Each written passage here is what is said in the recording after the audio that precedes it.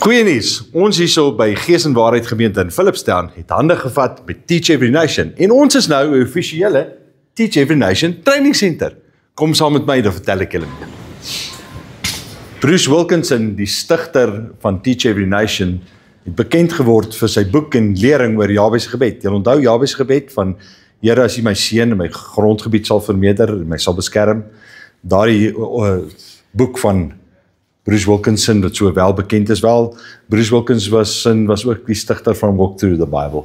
En ons gaan begin om hierdie kursusse nou hier in Philipstown aan te bied by die Gees en Waarheid Gemeente. En ons wil jou nooi om saam met ons hierdie kursusse te kom doen. Die heel eerste kursus wat ons gaan aanbied is Survey of the Bible. En dit is waar ons gaan kyk na boeke, plekke, mense, tydperke, en hoe dit alles by mekaar inpas, sodat jy die Bybel beter kan verstaan wanneer jy lees oor plekke en mense in die Bybel. So op die 3de en die 4de Oktober 2025 gaan ons heel eerste kursus aanbied, Survey of the Bible. Ons wil jou nooi om deel te word van hierdie kursus. Al wat jy hoef te doen, is skaf vir jou een van hierdie superboeks aan. Nou superboek het reeds 5 kursusse wat in die rooi boks vervat word.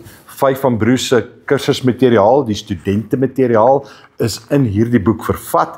So wanneer 2de of 'n 3de kursus uit die rooi boks sou aanbied, dan het jy reeds die studentemateriaal vir daardie kursusse. En hierdie boek kos jou slegs R300. So vir R300 kry jy 5 kursusse se studentemateriaal en dan is jy geregistreer vir die kursus op die 3de en die 4de Oktober.